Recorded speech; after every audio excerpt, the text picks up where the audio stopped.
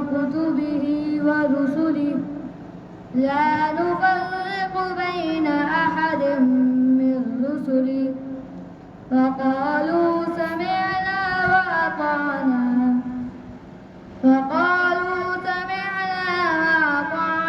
غفرانك ربنا وإليك المصير لا يكلف الله نفسا إلا وسعها لها ما كسبت وعليها ما اكتسبت ربنا لا تؤاخذنا إن نسينا أو أخطأنا ربنا ولا تحمل علينا إصرا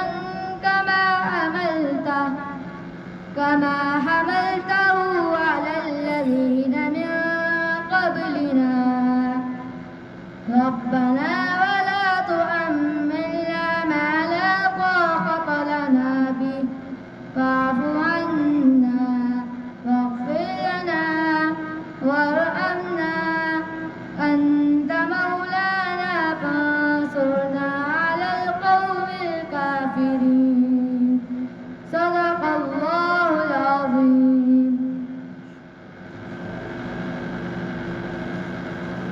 گدا کو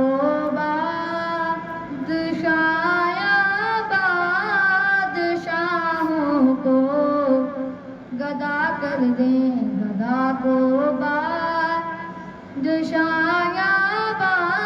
بادشاہوں کو گدا کر دیں میرے مالک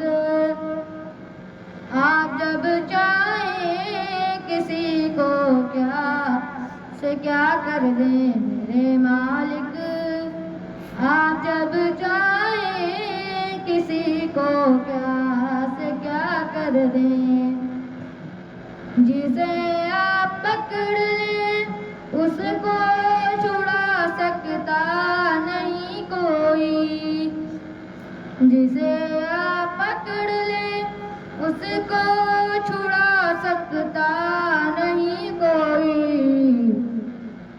اسے پھر کون پکڑے جس کو مولا آپ رہا کر دیں اسے پھر کون پکڑے جس کو مولا آپ رہا کر دیں میرے مالک آپ جب چاہیں کسی کو کیا سے کیا کر دیں میرے مالک آپ جب چاہیں کسی کو کیا سے کیا کر دیں کبھی بوا کبھی مٹی کبھی پھر قید میں یوسف کبھی کنواں کبھی مٹی کبھی پھر قید میں یوسف کبھی ایک مصر کا قیدی مصر کا بادشاہ کر دیں کبھی ایک مصر کا قیدی مصر کا بادشاہ کر دیں میرے مالک آپ جب چاہیں کسی کو کیا سے کیا کر دیں میرے مالک آپ جب چاہیں کسی کو کیا سے کیا کر دیں اور میرے اللہ کی رحمت اور عنایت دیکھیے شامی اور میرے اللہ کی رحمت اور عنایت دیکھیے شامی کہ موسیٰ لے جائیں آگ پیغمبری عطا کر دیں موسیٰ لے جائیں آگ پیغمبری عطا کر دیں میرے مالک آپ جب چاہیں کسی کو کیا سے کیا کر دیں خدا کو بادشاہوں کو گدا کر دیں میرے مالک آپ آپ جب چاہیں کسی کو کیا سے کیا کر دیں اے مالک، آپ جب چاہیں کسی کو کیا سے کیا کر دیں۔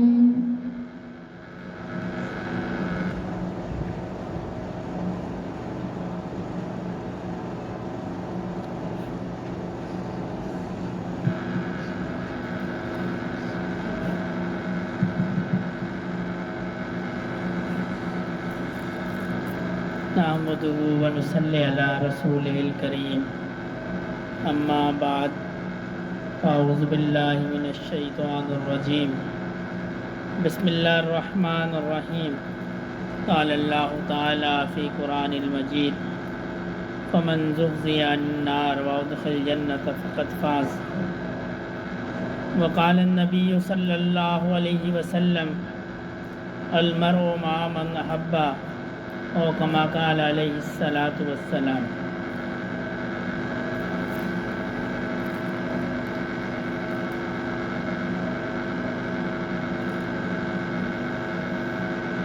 دنیا میں موجود ہر مسلمان کی یہ خواہش ہے کہ اللہ پاک میرے ساتھ نرمی والا معاملہ فرمائے، اور جب میں اللہ پاک کے سامنے جاؤں تو اللہ پاک مجھ سے نرمی اور محبت کا معاملہ فرماتے ہوئے جنت میں مجھے داخل فرمائے۔ میرا نہیں خیال کہ کوئی دنیا میں ایسا مسلمان بھی ہوگا جس کو یہ خواہش نہ ہو کہ اللہ پاک مجھے جنت کا پروانہ میرے ہاتھ میں تھما۔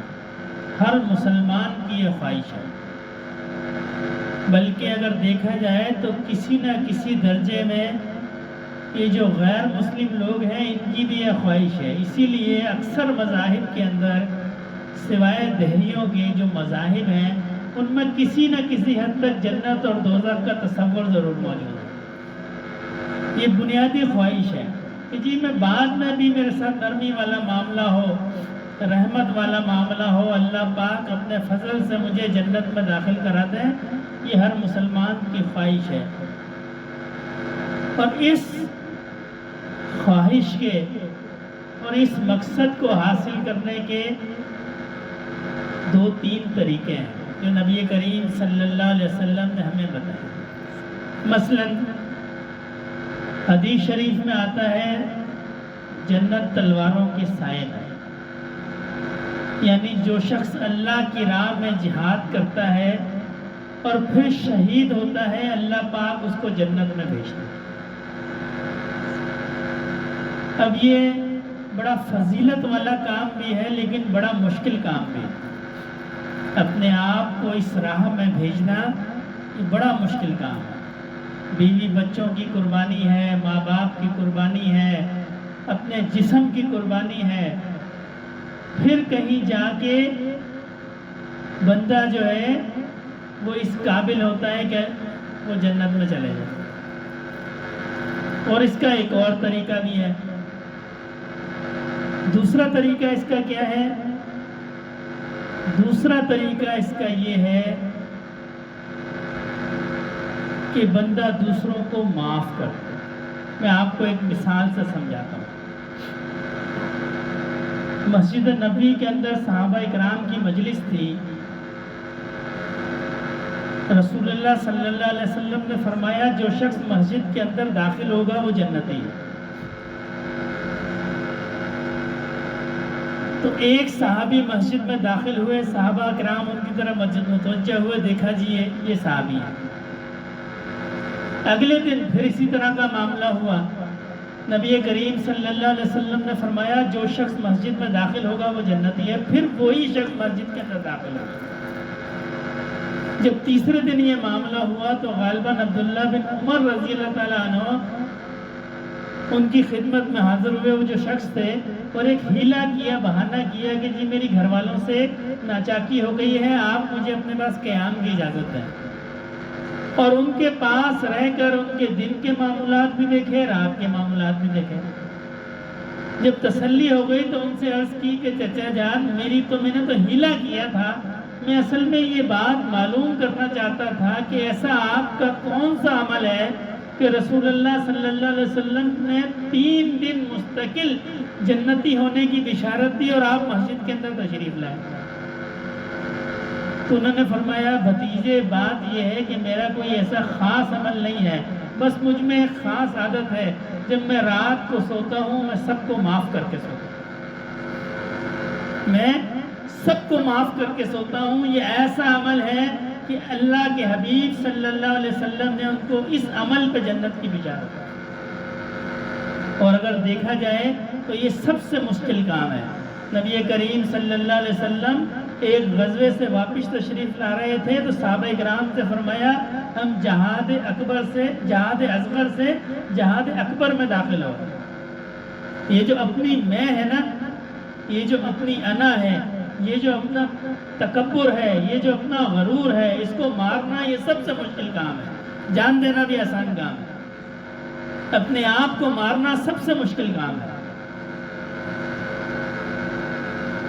والد صاحب ایک واقعہ بتاتے ہیں ٹنڈا گم کا، یہ اپنی جو خانقاہ ہے، فرماتے ہیں ایک شخص حضرت کے پاس آیا اور اس کی آنکھ میں غالباً کوئی مسئلہ تھا، مجھے صحیح وضو یاد نہیں ہے، غالباً آنکھ میں کوئی مسئلہ ہو گیا۔ اس نے بڑا علاج کرایا لیکن اس کو کوئی نفع نہیں ہوا۔ تو ایک دن وہ حضرت سے کہنے لگا کہ جی مجھے لگتا ہے کہ فلاں ریڑی والا، شاید آپ سمجھتے ہو گدھا گاڑی جس کو کہتے ہیں، فلاں گدھا گاڑی والا گزر رہا تھا تو شاید کیچڑ میرے اوپر آ گئی، میں نے اس کو سخت برا بلا کہا، مجھے لگتا ہے کہ یہ جو مصیبت ہے یہ اس کی وجہ سے۔ وہ غریب آدمی تھا، میں نے اس کو خوب سنائی، برا بلا بھی کہا، گالم گلوچ بھی کہا۔ تو ایسا فرماتا ہے میں نے اس سے کہا بھائی اگر تمہیں ایسا لگتا ہے تو وہ بندہ کون سا دور کا ہے، وہ بھی شہر کا آدمی ہے، اس کو ڈھونڈ لو، اس سے معافی مانگ لو۔ کہنے لگا جی مجھ سے معافی نہیں مانگی جاتی، مجھ سے معافی نہیں مانگی جاتی، یہ کام سب سے مشکل کام ہے۔ اپنی غلطی پہ معافی مانگنا یا کسی کی غلطی پہ اس کو معاف کر دینا، یہ بڑا مشکل کام ہے۔ ایک حدیث مبارکہ کا مفہوم ہے، میں نے پڑھا کہ نبی کریم صلی اللہ علیہ وسلم نے فرمایا کہ کسی شخص کو غلطی ہو گئی، مفہوم اس کا یہ کہ کسی سے غلطی ہو گئی، وہ آپ سے معافی مانگنے کے لیے آیا، اور جس شخص نے اس کو معاف نہ کیا وہ حوض کوثر والے دن میرے پاس پانی پینے نہ آئے۔ اور یہ ایسا کام ہے کہ یہ ہم سے نہیں ہوتا، ہم کسی کو معاف نہیں کر سکتے۔ ہم چاہتے ہیں ہماری جو بات زبان سے نکلی ہے وہ اونچی ہو، بس وہ مصدقہ بات ہے، ہمارا جو فعل ہے وہ مصدقہ فعل ہے۔ بس کسی نے کچھ کہہ دیا تو ہم اس کو معاف نہیں کر سکتے۔ اللہ اپنے حقوق کو معاف فرما دیں گے، بندوں کے حقوق کے بارے میں اسی بندے کے پاس بھیجیں گے، اور پھر اس بندے کی اگر کوئی نیک عمل ہوگا تو اللہ اس بندے کے دل میں ڈال دیں گے کہ وہ اس کو معاف کر دیں، لیکن بھیجیں گے اس کے پاس، معافی اس سے منگوائیں گے۔ حدیث مبارکہ کے اندر ہے صحابہ کرام سے نبی کریم صلی اللہ علیہ وسلم نے فرمایا تم جانتے ہو مفلس کون ہے؟ عرض کی اللہ کے نبی جس کے پاس مال و دولت نہیں ہے جو وہ مفلس ہے؟ فرمایا نہیں، مفلس وہ ہے جو قیامت کے دن نیکیوں کا ڈھیر لے کے آئے گا لیکن دنیا میں کسی کا حق دبایا ہوگا، کسی پہ ظلم کیا ہوگا، کسی پہ زیادتی کی ہوگی، لوگ آئیں گے اور اس میں سے نیکیاں لیتے لیتے لیتے لیتے چلے جائیں گے۔ ایک وقت ایسا آئے گا اللہ پاک فرمائیں گے ان کے گناہ اس پہ ڈال دو، بھائی وہ مفلس ہے، وہ مفلس ہے، اور ہم ان چیزوں کا بالکل خیال نہیں کرتے۔ حالانکہ جو سلوک ہے، جو تصوف ہے، جو صوفی ہے، حضرت لاہوری رحمۃ اللہ علیہ سے کسی نے پوچھا کہ حضرت یہ تصوف کیا ہے، یہ سلوک کیا ہے؟ فرمایا اللہ کو عبادت سے، نبی کریم صلی اللہ علیہ وسلم کو اطاعت سے، اور مخلوق خدا کو خدمت سے راضی کرو۔ اپنے اکابر کے واقعات اگر ہم پڑھیں بندے کی عقل حیران ہو جاتی ہے کہ اس درجے پہ انہوں نے اپنی میں کو ختم کیا، اس درجے پہ۔ شیخ الہند رحمۃ اللہ علیہ کے حالات میں آتا ہے کہ دارالعلوم کے جو بیت الخلاء تھے وہ حضرت خود صاف کرتے تھے۔ آج ہم سمجھتے ہیں کہ یہ خدمت کا کام جو ہے یہ اس سے بندہ تھوڑا ڈاؤن ہو جائے گا، ایسا نہیں ہے۔ جو بندہ اللہ کی مخلوق کی خدمت کرتا ہے اللہ اس کو ویسے ہی بڑا کرتا ہے۔ جو بندہ اپنی میں کو مٹاتا ہے، اور میرا ایک تجربہ ہے کہ سب سے زیادہ میں کے لیے مفید عمل یہ خدمت ہے۔ اگر کوئی شخص چاہتا ہے کہ جی میری میں ختم ہو، وہ خدمت کیا کرے۔ جتنی زیادہ خدمت کرے گا اتنی اس کے اندر سے میں ختم ہوگا۔ یہی وجہ ہے کہ جس زمانے میں سلوک کا پورا نظام رائج تھا نا، اب تو قرب قیامت ہے، اب تو اللہ والوں نے ہمارے لیے آسانی کر دی کہ چلو ٹھیک ہے اپنے مقام پہ رہو، آؤ ذکر لو اور چلے جاؤ، انشاءاللہ اس کی برکت سے بھی صفائی ہو جائے گی۔ ورنہ جب جن بزرگوں نے اس نظام کو بنایا ہے، اگر آپ تھوڑا سا مطالعہ کریں، خانقاہی نظام پورا جس طرح مدارس کا ہمارا ایک نظام ہے نا، جب بچہ اس پہ چلے جاتا ہے تو وہ اس نظام کا پابند ہو جاتا ہے۔ یہ فجر کے بعد یہ کلاس ہے، ظہر کے بعد یہ کلاس ہے، عصر کے بعد یہ کلاس ہے، عشاء کے بعد یہ معاملہ ہے، اور اس ٹائم سونا پورا ایک نصاب ہے، 8-10 سالوں کا پورا نصاب ہے۔ اسی طرح سلوک کے اندر خانقاہیں تھی، اور سالک ان خانقاہوں میں آ کے رہتے تھے، اور پھر ان خانقاہوں میں ان کی تربیت ہوتی تھی۔ کیا وجہ ہے کہ آج کے اس دور کے اندر آپ کو اکثر ساتھی مل جائیں گے جی میں فلاں بزرگ سے بیعت ہوں، میں فلاں بزرگ سے بیعت ہوں، اور حالات میں وہ جو صوفی کا خاصہ ہے وہ نظر نہیں آتا۔ جی اجازت میں مل گئی ہے، خاصہ نہیں ہے صوفی کا۔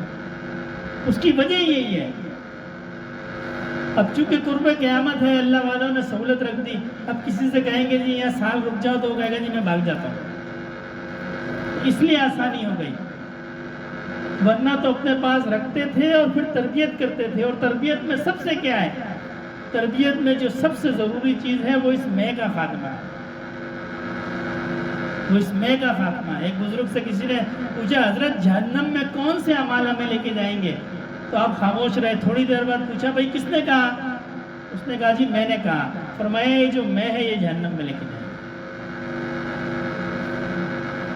جتنا بندہ عاجزی اختیار کرتا ہے، دیکھیں اللہ پاک کو سب سے زیادہ حالت کون سی پسند ہے، سجدے کی۔ سب سے زیادہ حالت اللہ کو سجدے کی پسند ہے، اس لیے کہ وہ انتہا درجے کی عاجزی کی حالت ہے کہ بندے اپنا پیشانی کو زمین پہ لگا لیتا ہے کہ اللہ میں آپ کا بندہ ہوں، میں عاجز ہوں۔ اور جتنا بندہ عاجزی کرتا چلا جاتا ہے اللہ اس کو بلند کرتا رہتا ہے۔ تو یہ جو سلوک ہے یہ صرف تسبیحات کا نام نہیں ہے، یہ عبادات کا نام نہیں ہے، بلکہ میں ذاتی طور پر سمجھتا ہوں یہ معاملات کے درست کرنے کا نام ہے۔ اگر کسی نے اپنے شیخ سے معاملات ہی نہیں سیکھے تو تسبیحات سیکھ کے کیا کرے گا، یہ تو کسی بھی کتاب میں اس کو مل جائیں گی، ہر عمل کی فضیلت لکھی ہے، پڑھ سکتا ہے۔ اصل چیز تو اس نے اپنی زندگی کو ایسا بنانا ہے جیسے اللہ کے حبیب صلی اللہ علیہ وسلم کی زندگی تھی، جیسے آپ کے معاملات تھے ہمیں اپنے معاملات کو ویسے بنانا ہے۔ ہمارے پیٹ میں حدیث شریف کا مفہوم ہے، بندہ دعا کرتا ہے اللہ قبول نہیں کرتے کیونکہ اس کے پیٹ میں حرام کا لقمہ ہوتا ہے۔ جب تک ہمارے معاملات درست نہیں ہوں گے جب تک بات آگے نہیں بڑھے، جب تک بات آگے نہیں بڑھے۔ معاملات درست ہونے چاہیے، معاملات بھی درست ہونے چاہیے، معمولات بھی درست ہونے چاہیے، پھر بات آگے چلے گی۔ ہم بزرگوں کے واقعات پڑھتے نا ہمیں دلچسپی پیدا ہوتی ہے کہ جی کیا صاحب کمال لوگ تھے، ہمیں ایسی نعمت کیوں میسر نہیں ہے؟ سارے ماشاءاللہ سالک ہیں، ہمیں یہ نعمت کیوں میسر نہیں ہے؟ کوئی 5 سال سے، کوئی 10 سال سے، کیوں ہمیں یہ نعمت میسر نہیں ہے؟ اس لیے کہ ہمارے معاملات درست نہیں ہیں، ہمارے معاملات درست نہیں ہیں۔ ہم نے اللہ والوں کی خدمت میں بیٹھ کے یہ نہیں سیکھا کہ جی ہمیں معاملات کیسے ہونے چاہیے۔ ہمارے بڑے حضرت رحمۃ اللہ علیہ ریلوے میں ملازم تھے، تو جماعت کے ساتھ نوابشاہ گئے، کسی ساتھی سے کہنے لگے جی ٹکٹ خریدے؟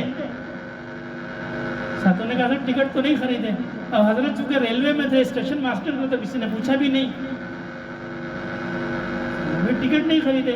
پھر نواب شاہ اسٹیشن پہ اترے, وہاں سے ٹڈوالوں پہ ٹکٹ لیے, پھر ان کو ضائع کیا. ہم اپنے معاملات کو پرکھ لیں کہ ہمارے کیا معاملات ہیں. کسی سے بات کر لیتے ہیں, پھر اس بات کو پورا نہیں کرتے, پھر اس بات کو ہم پورا نہیں کرتے. لوگ ہمیں جھوٹا کہیں سچا کہیں, ہمیں اس کی پرواہ نہیں ہے. امام غزالی, امام بخاری رحمۃ اللہ علیہ سفر کر رہے تھے, چھوٹے تھے, تو کوئی ان کے ساتھ کشتی کے اندر ایسا شخص تھا جو دھوکے باز ہوگا, ٹھگ ہوگا. اس نے باتوں باتوں میں ان سے اگلوا لیا کہ اتنے دینار جو ہیں ان کی والدہ نے لباس میں سلائی کر کے دیے, جیب میں ان کی اتنے دینار ہیں. اب کچھ دیر کے بعد اس شخص نے کشتی کے اندر شور مچا دیا, جی میرے اتنے دینار, جتنے اس نے حضرت سے سنے تھے, میرے اتنے دینار جو ہیں وہ چوری ہو گئے. اب وہ جو منتظمین تھے کشتی کے, انہوں نے کہا جی سب کی تلاشی لو. سب کی تلاشی لیے تو کسی کے پاس بھی نہیں نکلے. تو اس کو پھر برا بھلا کہا, پھر بات گئی ہو گئی, آئی گئی ہو گئی. تو یہ تھوڑی دیر بعد امام بخاری کے پاس آیا, کہنے لگا کہ بیٹا تمہارے پاس اتنے پیسے تھے, وہ کہاں گئے؟ تو انہوں نے فرمایا کہ جس وقت تم نے یہ شور مچایا نا, میں نے ان پیسوں کو دریا میں پھینک دیا. دریا یا سمندر جس میں بھی سفر کر رہا تھا, میں نے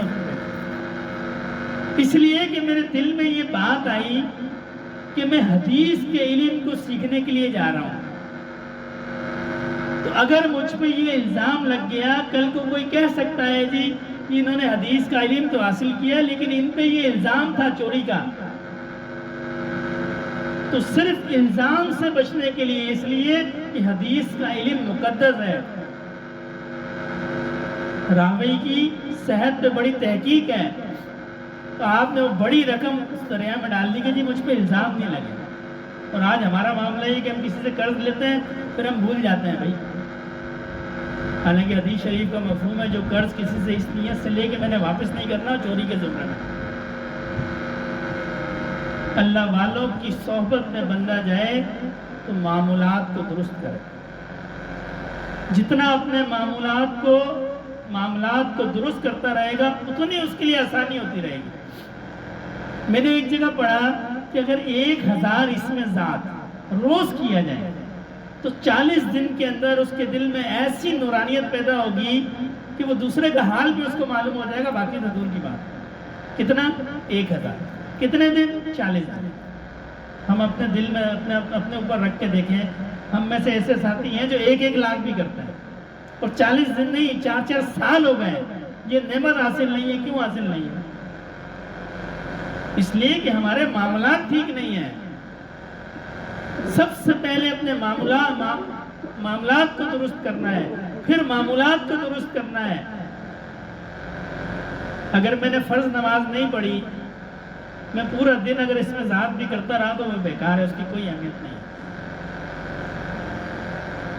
یہ ہم نے یہاں نماز کی ترتیب بھی بنائی ہے, عشاء کی اور لنگر کی, اور اس کے پیش نظر صرف یہ بات ہے کہ ساتھی دور سے آتے ہیں. اب مجلس یہاں ختم ہوگی مثال کے طور پر 9 بجے یا 10 بجے, کوئی ساتھی کا 1.5-2 گھنٹے کا سفر ہے, اب وہ گھر گیا اور تھک گیا, اس سے نماز میں سستی ہو گئی, یا وہ کھانا بھی نہیں صحیح کھا پایا, تو ایسی مجلس کا, ایسے ذکر کا کیا فائدہ کہ جب بندے کی نماز میں سستی ہو. تو ہم یہ چاہتے ہیں کہ بندہ یہاں نماز بھی پڑھ لے, کھانا بھی کھا لے, جب سفر کر کے جائے اپنے گھر تو بس سو جائے, پھر رات میں اٹھے جو اس کے تہجد کے جو معاملات ہیں وہ ان کو پورا کرے. ایسی مجلسیں کہ جن میں بیٹھ کے اگر نماز میں سستی ہوتی ہو, میں دعوے سے کہتا ہوں مجلس کی کوئی اہمیت نہیں. وہ کسی بھی چیز کی مجلس, وہ میلاد کی مجلس ہو, وہ نعت کی مجلس ہو, وہ ذکر کی مجلس ہو, یہ ساری چیزیں تو اس لیے ہیں کہ ہم اللہ کی طرف دوڑے چلے جائیں. یہ ساری چیزیں اس لیے ہیں. اگر اس میں ذات کے بعد اس کی 5 وقت کی نماز پوری نہیں ہے, جی 10 سبق ہو گئے ہیں, 20 سبق ہو گئے ہیں, 15 سبق ہو گئے ہیں, نماز ٹھیک نہیں ہے, تو ان سبقوں کو کیا کرنا ہے؟ یہ تو سلوک جو ہے یہ تو ہے ہی صرف یہ کہ بندہ شریعت کے تابع ہو جائے، اس کو شریعت کے لیے آسانی ہو جائے. یہ جو لوگ کہتے ہیں جی شریعت اور طریقت الگ الگ ہیں، یہ جھوٹ بولتے ہیں، بالکل جھوٹ بولتے ہیں. ہم اللہ والوں کے ہاتھ میں ہاتھ اس لیے نہیں دیتے کہ ہمیں کوئی کمالات حاصل ہوں. ہم اللہ والوں کے ہاتھ میں ہاتھ اس لیے دیتے ہیں کہ ہماری نمازیں ٹھیک ہو جائیں، ہمارے معاملات ٹھیک ہو جائیں، ہمارے معمولات ٹھیک ہو جائیں. اس لیے ہم اللہ والوں کے ہاتھ میں ہاتھ دیتے ہیں کہ ان کی برکت سے ہمارے معاملات ٹھیک ہو جائیں. تو میں عرض کر رہا تھا، ایک طریقہ جنت کا جان کٹوا کے دینا ہے، اور دوسرا کیا ہے؟ اپنے معاملات کو درست کرنا ہے.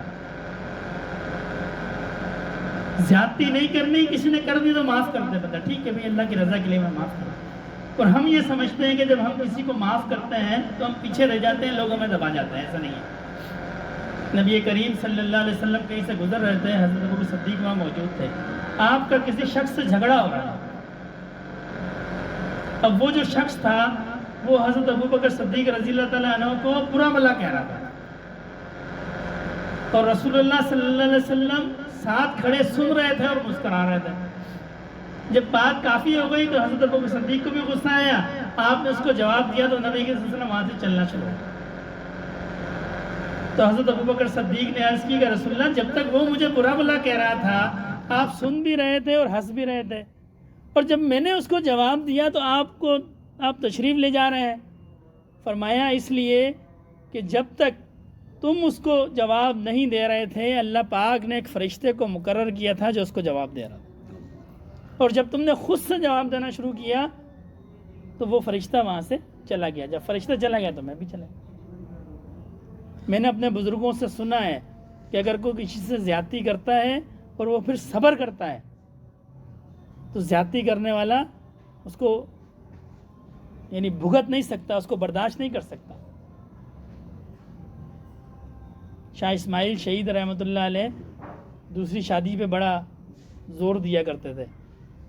جب آپ کی والدہ فوت ہوئیں، وہ آپ کے والد فوت ہوئے تو کوئی بدنیت آدمی آ گیا زچ کرنے کے لیے، تنگ کرنے کے لیے. کہنے لگا جی میں آپ کی والدہ سے شادی کرنا چاہتا ہوں. تو آپ نے فرمایا بھائی وہ عاقل و بالغ ہیں، میں ان سے پوچھ کے آتا ہوں. اب مسجد سے نکلے گھر کی طرف اور دل میں خیال ہے میں والدہ سے کیسے پوچھوں. جب گھر کے دروازے پہ پہنچے تو پیچھے سے لوگ بھاگتے ہوئے آئے. کسی نے کہا حضرت جس آدمی نے آپ سے ایسی بات کی تھی وہ مر گیا. فرمایا اس کو میرے صبر نے مار دیا. کہ جب ہم کسی بات پہ صبر کرتے ہیں تو ایسا نہیں ہے کہ اس کو کچھ بھی نہیں ہوتا. ہم سمجھتے ہیں کہ جی ہم جواب دے دیں گے تو. نبی کریم صلی اللہ علیہ وسلم نے سے جن لوگوں نے بھی زیادتی کی کبھی آپ نے ان سے بدلا نہیں. میں اکثر ایک بات کہا بھی کرتا ہوں اور سوچتا بھی ہوں کہ ہم اس بر صغیر ہندو پاک کے اندر میرا ایک مشاہدہ ہے، اللہ جانے درست ہے کہ نہیں ہے، ہم سیرت کا مطالعہ نہیں کرتے. ہم فقہ کا بھی کرتے ہیں، مسائل بھی پوچھتے ہیں. کبھی کسی عالم سے ہم نے، کسی مفتی سے ہم نے یہ نہیں پوچھا کہ نبی کریم صلی اللہ علیہ وسلم کی زندگی کیسی ہے، آپ کیسے اٹھتے تھے، کیسے بیٹھتے تھے، کیسے آپ کے معاملات تھے، کیسے آپ گھر میں رہتے تھے. جب ہم نے پوچھا نہیں تو ہمیں پتہ بھی نہیں ہے. ہم نے کبھی پوچھا ہی نہیں تو ہمیں پتہ بھی نہیں ہے کہ جی آپ صلی اللہ علیہ وسلم کی زندگی کیسے تھی. حالانکہ اللہ نے قرآن میں کہا ہے ان کنتم تحبون اللہ فاتبعونی، کہ اگر اللہ سے محبت کا دعویٰ ہے نبی کریم صلی اللہ علیہ وسلم کی اتباع کرو. جتنا ہم نبی کریم صلی اللہ علیہ وسلم کی زندگی سے مشابہ زندگی گزاریں گے اتنا اللہ کے محبوب بنتے چلے جائیں. حضرت حبیب اجمی رحمۃ اللہ علیہ بڑے مشہور بزرگ ہیں. اب سود خور تھے، سود کا کام کرتے تھے. بعد میں جب تائب ہوئے تو حضرت حسن بصری رحمۃ اللہ علیہ کے ہاتھ پہ بیعت ہوئی. تو ایک دفعہ حضرت حسن بصری رحمۃ اللہ علیہ سالکین کے ساتھ دریا کے کنارے موجود تھے. حضرت حبیب اجمی کہیں وہاں سے گزر ہوا. پوچھا حضرت کیوں ٹھہرے ہوئے ہیں؟ کہنے لگے کہ جی کشتی کا انتظار کر رہا ہوں، کشتی آئے گی تو پھر ہم دریا پار کریں گے. انہوں نے کہا حضرت کشتی کی کیا ضرورت ہے، ہاتھ پکڑا اور دریا پار کرا دیا. حضرت حسن بصری حجاج بن یوسف سے بنتی نہیں تھی، وہ ظالم تھا، تو اس نے ایک دفعہ پولیس کو ان کو پکڑ کے لیا۔ اب یہ جب گھر سے روپوش ہوئے، حضرت حبیب اجمی کے حجرے میں آ گئے، ان سے کہنے لگے جی میں چٹائی کے پیچھے چھپتا ہوں، کسی کو بتانا نہیں۔ ٹھیک ہے، اتنا پولیس نے دروازہ بجایا، کہا کہ حسن ہی آئے، ہم نے کہا جی آئے چٹائی کے پیچھے۔ تو جب انہوں نے چٹائی ہٹائی تو کوئی نظر ہی نہیں آیا، چلے گئے۔ حضرت حسن بصری نے کہا بھائی تم نے ہم کو کیوں بتا دیا؟ بولا آپ کون سے پکڑے گئے؟ لیکن ان کمالات کے باوجود اس بات پہ سارے صوفیہ کا اجماع ہے کہ جو مقام حضرت حسن بصری کا ہے وہ ان کا نہیں ہے، اس لیے کہ حضرت حسن بصری رحمۃ اللہ علیہ کی زندگی نبی کریم صلی اللہ علیہ وسلم کی زندگی سے زیادہ مشابہ ہے۔ نبی کریم صلی اللہ علیہ وسلم نے سفر کے لیے سواری کا انتخاب کیا ہے، سفر کے لیے سواری کا انتخاب کیا ہے، ظالموں سے بچنے کے لیے غار ہرا کے اندر، غار ثور کے اندر بنا بھی لی ہے۔ تو جس کی زندگی نبی کریم صلی اللہ علیہ وسلم کی زندگی سے جتنی ملتی چلی جائے گی وہ اتنا بڑا اللہ کا ولی بنتا جائے گا۔ یہ سب سے آسان نسخہ ہے اللہ کا ولی بننے کا۔ ایک دم مجھے ایک ساتھی کہنے لگے جی فلاں ایک شخص ہے، انہوں نے کسی ایسے شخص کو اجازت دی ہے جن کی داڑھی نہیں ہے، تو جس کی داڑھی نہیں ہے وہ اللہ کا ولی ہو سکتا ہے؟ میں نے کہا بھائی یہ تو مجھے معلوم نہیں ہے، لیکن اللہ قرآن میں کہتے ہیں ان کنتم تحبون اللہ فاتبعونی، محبت کا دعویٰ ہے تو نبی کریم صلی اللہ علیہ وسلم کی اتباع ہونی چاہیے۔ اب جس کی اتباع نہیں ہے میں کیا کہہ سکتا ہوں کسی کے بارے میں؟ لیکن ہم نے اپنے بزرگوں سے یہ سیکھا ہے، چھوٹی چھوٹی معمولی عمل بھی جو ہے اس میں بھی نبی کریم صلی اللہ علیہ وسلم کی اتباع ہونی چاہیے۔ ہمارے ایک ساتھی عمران نواز میں اکثر بیان میں کہتا ہے کہ جی لوگ سنت کو چھوڑ دیتے ہیں سنت سمجھ کے، اور صحابہ کرام سنت کو کرتے تھے سنت سمجھ کے۔ اپنی زندگی کو نبی کریم صلی اللہ علیہ وسلم کی زندگی سے مشابہ بناتے چلے جائیں، ہم اللہ کے محبوب بنتے چلے جائیں گے۔ یہ سب سے آسان نسخہ ہے۔ ہم اسی لیے اللہ والوں کی صحبت میں آتے ہیں اور کوئی مطلب نہیں۔ مولانا حبیب رحمۃ اللہ علیہ، یہ حضرت ذکریہ رحمۃ اللہ علیہ کے ہم نشین تھے۔ ایک بار سفر میں ملاقات ہو گئی تو مولانا حبیب شیخ ذکریہ رحمۃ اللہ سے کہنے لگے یہ سلوک کیا بلا ہے؟ میں سفر کے واپسی پر آپ مجھے اس کی تفصیل بتائیں گے۔ تو آپ نے اسی وقت فرمایا اعمال کی اصلاح جو ہے یہ سلوک ہے، نیت کی اصلاح جو ہے یہ سلوک ہے۔ تو حضرت حبیب رحمۃ اللہ علیہ فرماتے ہیں کہ میرے دل میں تھا کہ آپ یہ جواب دیں گے میں یہ اعتراض کروں گا، پڑھے لکھے تھے، آپ یہ جواب دیں گے میں یہ اعتراض کروں گا، آپ نے تو بالکل اعتراض ہی ختم کر دیا۔ تو حضرت ذکریہ رحمۃ اللہ علیہ فرمانے لگے بھائی اس جواب کے بعد تو میں ساری عمر جو ہے نا وہ اشکال پیدا نہیں ہوگا۔ تو جو سلوک ہے یہ نیت کی اصلاح ہے۔ اللہ والوں کی صحبت میں اس لیے ہم جاتے ہیں کہ اللہ کے حبیب صلی اللہ علیہ وسلم کے طریقے پہ ہماری زندگی گزر سکے۔ اگر ہماری زندگی اس طریقے پہ نہیں گزری سب بیکار ہے، بالکل بیکار ہے۔ تو اپنی زندگی کو نبی کریم صلی اللہ علیہ وسلم کی زندگی کے مطابق گزارنا ہے، اپنے معاملات کو ایسا کرنا ہے جیسے اللہ کے حبیب صلی اللہ علیہ وسلم کے معاملات، کسی چیز کا کوئی نقصان نہیں ہوتا۔ اگر ہم لباس سنت کے مطابق بنا لیں گے کوئی نقصان نہیں ہے۔ لوگ کہتے ہیں کہ جی ٹوپی پہن لی لوگ ہمیں مولوی کہیں گے، کوئی فرق نہیں پڑتا، بلکہ میرا یہ مشاہدہ ہے کہ اگر بندہ سنت کے مطابق ہوتا ہے لوگوں کے دل میں خود بخود اس کا روب پیدا ہوتا ہے، یہ طبعی امر ہے۔ جتنا جو شخص سنت کے مطابق ہوگا خود بخود دوسروں کے اندر اللہ اس کا روب ڈالتا ہے۔ ضرورت نہیں ہے کسی کی کوئی مذاق اڑا سکے، اگر کوئی مذاق اڑاتا ہے تو ہماری خامیوں کی وجہ سے اڑاتا ہے۔ جب بندہ اللہ کے حبیب صلی اللہ علیہ وسلم کے طریقے پہ چلتا ہے قوت پیدا ہوتی ہے ہر معاملے کے اندر۔ اب آپ اکثر مشاہدہ ہے نمازی بھی ہوگا اور جب شادی بیاہ کا معاملہ ہوگا پھر وہ کہتا ہے جی عورتیں میرے قابو میں نہیں ہیں، عورتیں اس کے قابو میں نہیں ہیں۔ کیوں کہ اگر اس کی زندگی نبی کریم صلی اللہ علیہ وسلم کی زندگی کے مطابق ہوتی، عورتوں میں یہ جرت ہی نہیں ہوتی، سوال ہی پیدا نہیں ہوتا کیونکہ اس کے آگے بول دیں۔ کسی زمانے کچھ عرصے پہلے برما کے اندر وہ جو بھکشو ہیں ان کے بدھ مت والے، انہوں نے مسلمانوں کو بہت شہید کیا، سارے ساتھیوں کو پتہ ہوگا، یہ میرے خیال 6-7 سال 8 سال پرانی بات ہے۔ میں پڑھ رہا تھا کہ یہ جو بدھ مت ہے ان کا یہ عقیدہ ہے، یہ ننگے پاؤں چلتے ہیں، ان کے جو پادری کہہ لیں یا جو بھی، اس لیے کہ ہمارے قدموں کے نیچے کوئی ایسا جاندار نہ آ جائے کہ اس کی موت ہمارے یعنی اس میں آئے گا، جاندار بھی ہمارے کوئی چوٹی بھی ہمارے قدموں کے نیچے نہ، اور ایسی قوم نے بھی مسلمانوں کے گلے کاٹ دیا، اس لیے کہ ہم میں ایمان کی اتنی بھی قوت نہیں رہی۔ اور اس کا واحد حل جو ہے وہ نبی کریم صلی اللہ علیہ وسلم کی سنت کے مطابق زندگی۔ یہ ربیع اول کا مہینہ ہے نا، اس میں میلاد بھی ہوتی ہیں، نعتیں بھی ہوتی ہیں، سب کچھ ہوتا ہے۔ جب تک نبی کریم صلی اللہ علیہ وسلم کی سنت کے مطابق زندگی نہیں ہوگی، جب تک نہ اپنی زندگی پہ کوئی اثر پڑے گا، نہ کسی اور کی زندگی پہ کوئی اثر پڑے گا۔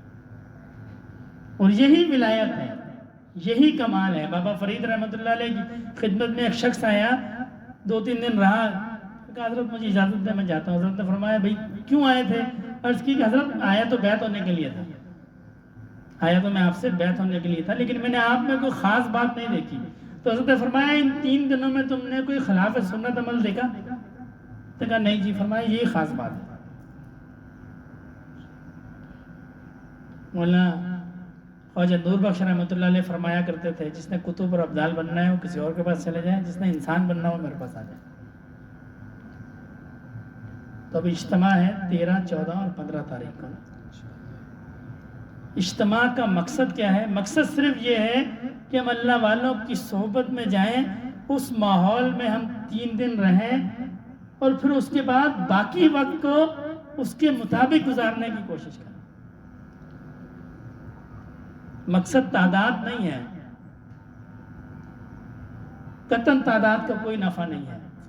میں اکثر کہا کرتا ہوں مجمع تو مداری بھی لگا لیتا ہے۔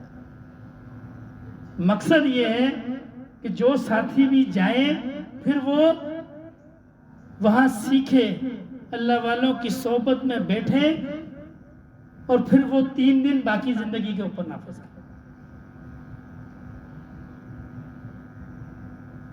اس لیے کہ اللہ والوں کی صحبت میں یہ آسانی ہے کہ ان کا بولنا ضروری نہیں ہے، آپ صرف دیکھتے رہیں، آپ کو انشاءاللہ ہر عمل نبی کریم صلی اللہ علیہ وسلم کی سنت کے مطابق ملے۔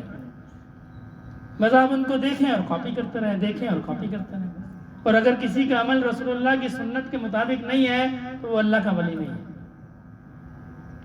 پوچھنے کی ضرورت نہیں ہے، یہ بیانات کا سلسلہ یہ قرب قیامت کے نیچے کی وجہ سے ترغیب دینی پڑتی ہے، ورنہ سلوک کے اندر ترغیب نہیں ہے۔ سلوک کے اندر صرف صحبت ہے، آپ آؤ اللہ والوں کی صحبت میں بیٹھو، ان کو دیکھو اور ان کو کاپی کرو، بس۔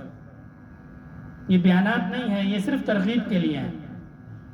تو ساتھی اجتماع کے لیے خود بھی شرکت کریں، اپنے دوست احباب کو بھی شرکت کرائیں، اور یکسو ہو کے۔ میں اکثر ساتھیوں سے کہتا ہوں یہ شہر ماشاءاللہ بہت بڑا ہے، کوئی ایسی چیز نہیں ہے جو ٹنڈالا میں ملتی ہے اور یہاں نہ ملتی ہے، کوئی ایسی چیز نہیں ہے۔ تو وہاں جا کے شاپنگ کرنا، چیزیں خریدنا یا بازار میں گھومنا، کم از کم اپنے جو حلقے کے ساتھی ہیں یہ یکسو ہو کے 3 دن میں نفع بھی اس وقت ہوگا جب دل وہاں ہوگا تو پھر نفع ہوگا، دل یہاں ہوگا پھر نفع نہیں ہوگا۔ حاجی امداد اللہ مہاجر مکی رحمۃ اللہ علیہ مدینہ شریف چلے گئے، حضرت تھانوی نے خط لکھا کہ حضرت میرا دل چاہتا ہے کہ میں آپ کے پاس تشریف لاؤں، تو حضرت نے جواب میں لکھا تم ہندوستان میں رہو، دل تمہارا مدینے میں رہے، یہ بہتر ہے بجائے اس کے کہ تم مدینے میں رہو اور دل تمہارا ہندوستان میں رہے۔ دعا فرمائے اللہ پاک ہمیں سمجھ کی توفیق عطا فرمائے۔ وما علینا الا البلاغ۔ تمام ساتھی 3 دفعہ استغفار، 10 دفعہ درود شریف، 10 دفعہ تیسرا کلمہ، 11 دفعہ سورہ اخلاص اور 1 دفعہ سورہ فتح۔ استغفر۔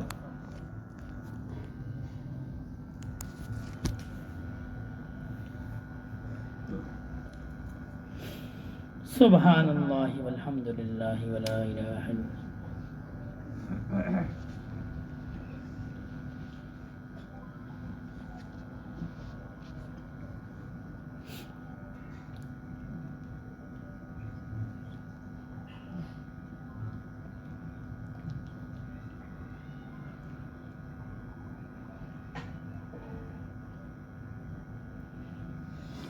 صلی اللہ علیہ طه۔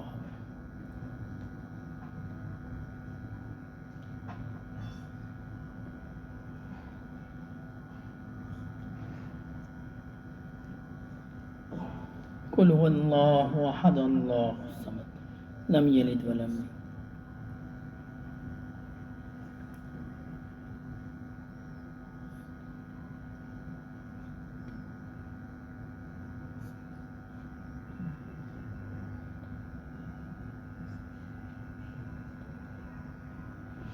الحمدللہ رب العالمین الرحمن الرحیم مالک یوم الدین ایاک نعبد و ایاک نستعین اهدنا الصراط المستقیم صراط الذین انعمت علیہم غیر المغضوب علیہم ولا الضالین۔ الحمدللہ رب العالمین والصلاة والسلام علی سید المرسلین۔ یہ اللہ پاک جو پڑھا گیا ہے اس کا ثواب نبی کریم صلی اللہ علیہ وسلم کی بارگاہ عالیہ میں پیش فرمائیے۔ آپ کے طفیل جملہ صحابہ کرام، سلسلہ عالیہ نقشبندیہ کا جملہ شیوخ و اجزام، خصوصاً میرے دادا رحمۃ اللہ علیہ کے نام اعمال میں داخل فرمائیے۔ یا اللہ پاک اس کا ثواب جملہ مسلمان مردوں اور عورتوں، زندہ اور مردہ سب کے نام اعمال میں داخل فرمائیے۔ اللہم صلی علی سیدنا مولانا محمد صلاۃ تنجینا بها من جمیع الاحوال والآفات وتقضی لنا بها جمیع الحاجات وتطہرنا بها من جمیع السیئات وترفعنا بها عندک اعلی الدرجات وتبلغنا بها اقصى الغایات من جمیع الخیرات فی الحیات وبعد الممات انک علی کل شیء قدیر۔ سبحان ربک رب العزۃ عما یصفون وسلام علی المرسلین والحمد للہ رب العالمین آمین برحمتک یا ارحم الراحمین۔ مراقبے کا طریقہ بالکل سادہ سا ہے۔ سر کو جھکا لیں، چہرے پہ کپڑا یا رومال ڈال لیں، اپنی توجہ دل کی طرف رکھنی ہے اور دل کی توجہ اللہ رب العزت کی ذات کی طرف رکھنی ہے۔ یہ گمان رکھنا ہے کہ اللہ پاک کی محبت اور رحمت میرے دل کے اندر آ رہی ہے، اور جس دل میں اللہ کی محبت اور رحمت آتی ہے وہ دل روشن ہو جاتا ہے۔ بس اس گمان کے ساتھ بیٹھنا ہے۔ 15 منٹ، 20 منٹ، آدھا گھنٹہ، جتنی دیر بھی ذکر کی مجلس ہوگی، تصور سالک کا بس یہی رہے، توجہ اس کی دل کی طرف رہے اور دل کا دھیان جو ہے یہ اللہ پاک کی طرف رہے۔ اگر اس کو خیالات زیادہ آئیں تو سانس کو روک لیں، زبان کو تعلق کے ساتھ لگا لیں۔ اس کو کہتے ہیں حبس دم۔ جیسے کوکر پریشر ہوتا ہے نا، بالکل اس کو بند کر دیا جائے تو کھانا جلدی بن جاتا ہے۔ اسی طرح حبس دم سے کام جلدی ہو جاتا ہے۔ خیالات تنگ کریں، حبس دم کر لیں، خیال جو ہے وہ رفع ہو جائے گا۔ یہ نہیں ہے کہ خیال نہیں آئے گا، یہ کیفیت اس وقت حاصل ہوتی ہے جب ذکر کی برکت سے دل روشن ہو جاتا ہے، تو پھر یہ کیفیت بھی حاصل ہو جاتی ہے کہ جب بندہ اللہ کی یاد میں بیٹھتا ہے تو اس کو خیال نہیں آتا، یہ کم آتے ہیں۔ لیکن جب یہ کیفیت نہیں ہوتی، دل کی صفائی نہیں ہوتی، شروع کے دن ہوتے ہیں تو پھر خیالات زیادہ تنگ کرتے ہیں، تو سانس کو روکنے سے خیال رفع ہو جائے گا۔ اپنی توجہ بالکل دل کی طرف رکھیں۔ تسبیح چلائی جائے گی، نہ یہ فرض ہے، نہ واجب ہے، نہ سنت ہے، یہ صرف بزرگوں کا طریقہ ہے۔ اس طریقے سے خیالات بھٹکتے نہیں ہیں، تسبیح کی آواز پہ یکسو رہتے ہیں۔ تو تسبیح کی ٹک ٹک پہ یہ تصور رکھنا ہے کہ یہ تسبیح کی ٹک ٹک نہیں ہے، یہ میرے دل کی دھڑکن ہے۔ اللہ اللہ اللہ۔ ارد گرد برابر کا کسی کا خیال کرنے کی ضرورت نہیں ہے، بس یہ سمجھیں کہ میں اللہ کے سامنے ہوں بس۔ اللہ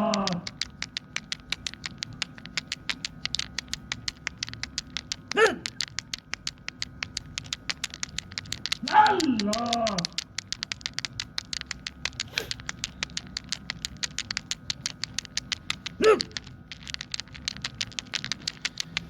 انما المؤمنون الذين اذا ذكر الله وجلت قلوبهم واذا تليت عليهم آياته زادتهم ايمانا وعلى ربهم يتوكلون۔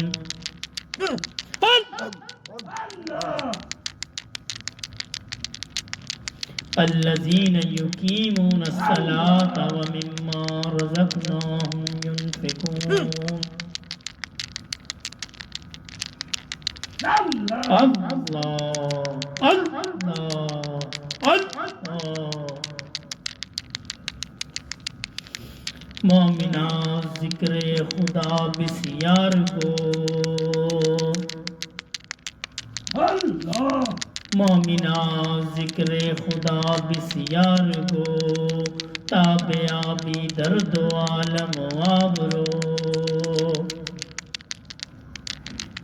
ذکر حق آمد غذائے روح را، ذکر حق مرہم دل مجروح را. اللہ اللہ اللہ. نہ دنیا سے نہ دولت سے نہ گھر آباد کرنے سے، نہ دنیا سے نہ دولت سے نہ گھر آباد کرنے سے، سکون دل کو ہوتا ہے اللہ کو یاد کرنے سے. اللہ اللہ اللہ اللہ.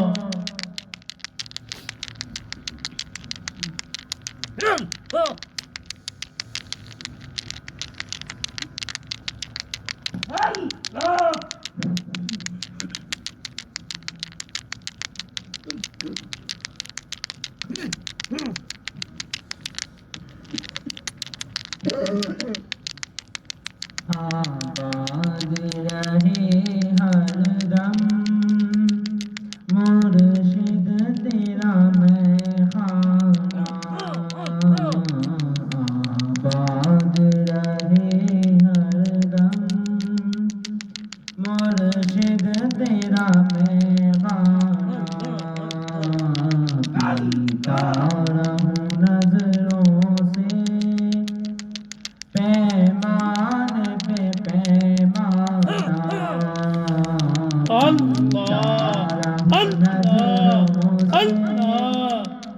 پیمان پہ پیمانہ. آباد رہے ہر دم مرشد تیرا میں خانہ. محفل کی یہ رنگینی ہے دم سے فقط کی. محفل کی یہ رنگینی ہے دم سے فقط کی. پیتا رہوں نظروں سے پیمان پہ پیمانہ. دیکھا کروں ہر دم میں چہرہ تیرا جانا نا. آباد رہے ہر دم مرشد تیرا میں خانہ. اے تشنہ لبوں پیاس اپنی بجھا جاؤ. اے تشنہ لبوں پیاس اپنی بجھا جاؤ. ملتی ہے مگر اس کو جس نے بھی ہے پہچانا. ملتی ہے مگر اس کو جس نے بھی ہے پہچانا. پیتا رہوں نظروں سے پیمان پہ پیمانہ. آباد رہے ہر دم مرشد تیرا میں خانہ. پیتا رہوں نظروں سے پیمان پہ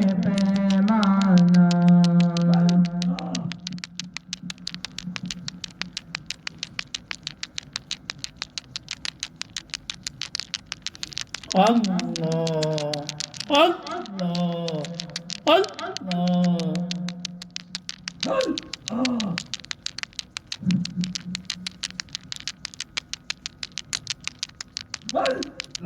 بے خود کیے دیتے ہیں بے خود کیے دیتے ہیں انداز حجابانہ عادل میں تجھے رکھ لوں عادل میں تجھے رکھ لوں اے جلوائے جانانا بے خود کیے دیتے ہیں انداز حجابانہ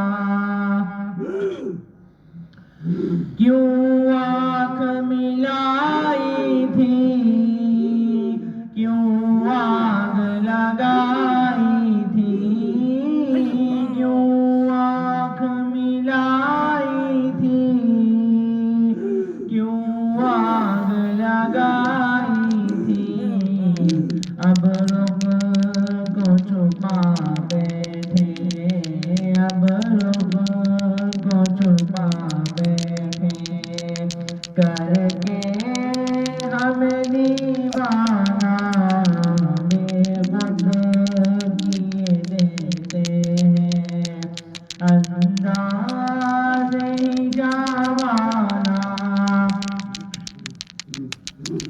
دنیا میں مجھے آپ نے جب اپنا بنایا ہے دنیا میں مجھے آپ نے جب اپنا بنایا ہے میں شہر میں بھی کہہ دینا میں شہر میں بھی کہہ دینا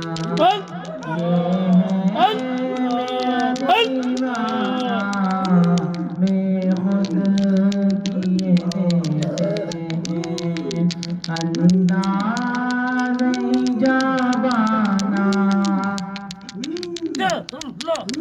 جی چاہتا ہے تحفے میں بھیجوں میں انہیں آنکھیں جی چاہتا ہے تحفے میں بھیجوں میں انہیں آنکھیں درشن کا تو درشن ہو درشن کا تو درشن ہو نظرانے کا نظرانہ بے خود کیے دیتے ہیں انداز حجابانہ پینے کو تو پی لوں گا پرند ذرا سی ہے پینے کو تو پی لوں گا پرند ذرا سی ہے مرشد میرا ساقی ہو مرشد میرا ساقی ہو نقشبندیہ میں خانہ بے خود کیے دیتے ہیں انداز حجابانہ اتنا تو کرم کرنا اے چشم کریمانہ اتنا تو کرم کرنا اے چشم کریمانہ جب جان لبوں پر ہو جب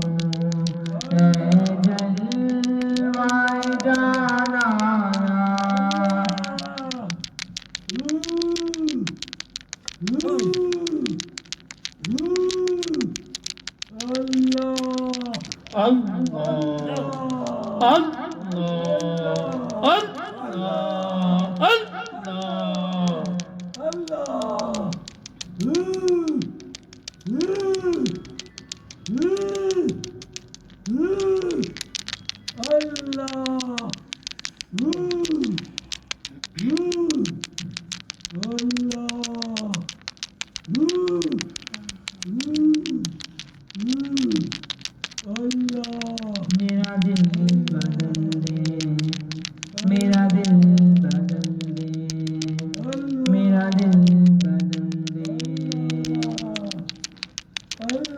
میرا غفلت میں ڈوبا دل بدل دے، میرا غفلت میں ڈوبا دل بدل دے،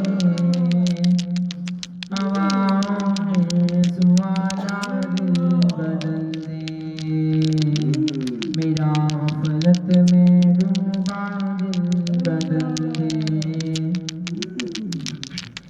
خدایا فضل فرما دل بدل دے،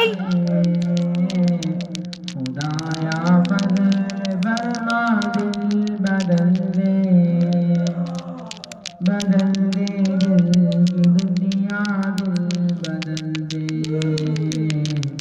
میرا غفلت میں ڈوبا دل بدل دے، گناہگاری میں کب تک عمر کاٹوں، گناہگاری میں کب تک عمر کاٹوں، بدل دے میرا رستہ دل بدل دے، سنوں میں نام تیرا دھڑکنوں میں، سنوں میں نام تیرا دھڑکنوں میں، مزہ آ جائے مولا دل بدل دے، میرا غفلت میں ڈوبا دل بدل دے، ہٹا لوں آنکھ اپنی ماں سوا سے، ہٹا لوں آنکھ اپنی ماں سوا سے، جیوں میں تیری خاطر دل بدل دے، میرا غفلت میں ڈوبا دل بدل دے، پڑا ہوں تیرے در پہ دل شکستہ، پڑا ہوں تیرے در پہ دل شکستہ، رہوں کیوں دل شکستہ دل بدل دے، میری فریاد سن لے میرے مولا، میری فریاد سن لے میرے مولا، بنا لے اپنا بندہ دل بدل دے، میرا غفلت میں ڈوبا دل بدل دے،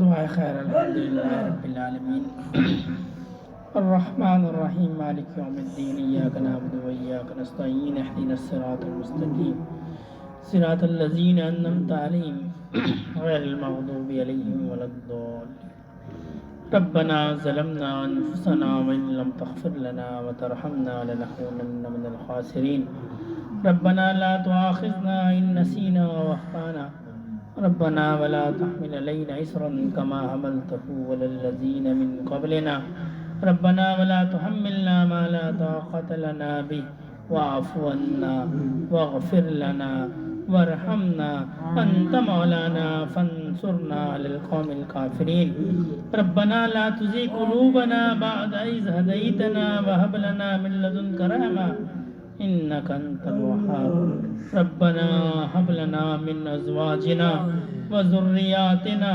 قرة أعين واجعلنا للمتقين إماما ربنا آتنا في الدنيا حسنة وفي الآخرة حسنة وقنا عذاب النار اللهم إنا على ذكرك وشكرك وحسن عبادتك اللهم إنك عفو تحب العفو فاعف عنا اللهم اغفر لنا قبل الموت وارحمنا عند الموت ولا تعذبنا بعد الموت ولا تحاسبنا يوم القيامة إنك على كل شيء قدير یا اللہ پاک اپنی رضا والی زندگی عنایت فرمائیے یا اللہ پاک رضا کی حالت میں موت عطا فرمائیے یا اللہ پاک ہم سے جو گناہ ہو گئے اعلانیہ ہو یا خفیہ ہو بڑے ہو یا چھوٹے ہوں ظاہری ہو یا باطنی ہو یا اللہ پاک تمام گناہوں کو اپنی رحمت سے معاف فرمائیے یا اللہ پاک نبی کریم صلی اللہ علیہ وسلم کے دین پہ چلنے کی